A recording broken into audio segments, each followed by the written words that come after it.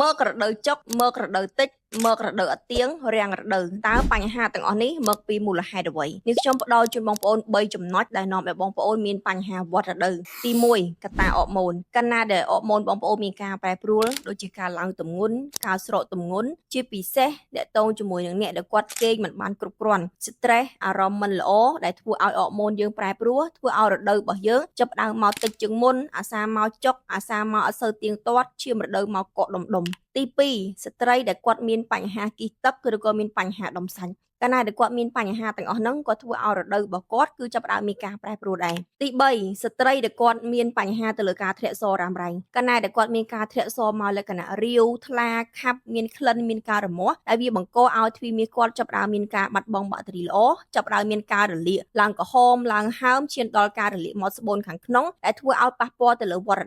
ដូវគាត់មកអត់ល្អមកតិចជាងមុនហើយមកចុកខ្លាំងមែនទែនពេលខ្លះសឹងតែត្រូវញ៉ាំថ្នាំទៀតអញ្ចឹងបើសិនជាកំពុងតែជួបនៅបញ្ហារដូវបែបនេះហើយបងប្អូនដែលគាត់ចង់ដោះស្រាយទៅលើបញ្ហារដូវបងប្អូនអាចแอดមកកាន់ Telegram នៅគ្រូផ្ទាល់បាននៅគ្រូផ្ដល់ជាដំណោះស្រាយជូននិងប្រាប់ពីវិធីការពារនិងការព្យាបាលឲ្យបានត្រឹមត្រូវផងដែរ